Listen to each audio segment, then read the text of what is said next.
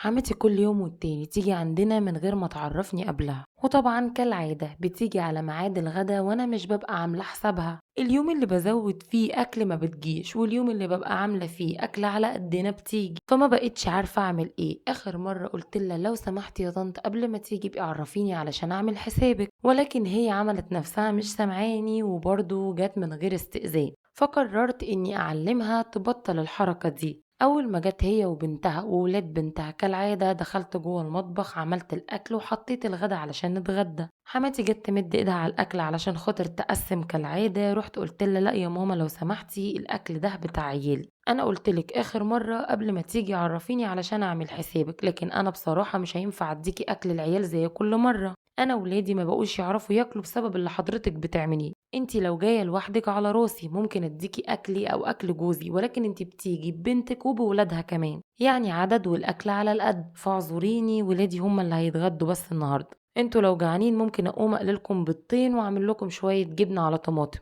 حماتي قالت لي وصلت انتي بتطرديني؟ قلت لها انا مش قصدي كده. قالت لي قصدك ولا مش قصدك؟ خدت بنتها وخدت ولاد بنتها وسابوا البيت ومشوا. جوزي فضل يقول اللي انتي عملتيه ده عيب، اللي انتي عملتيه ده غلط، ازاي اصلا تعملي حاجه زي دي، انتي اصلا قليله الادب، وقعد يغلط فيا كتير. ولكن انا عملت نفسي مش سامعه. انا بس عاوزه رايكم انتوا تقولوا لي اللي انا عملته ده صح ولا غلط.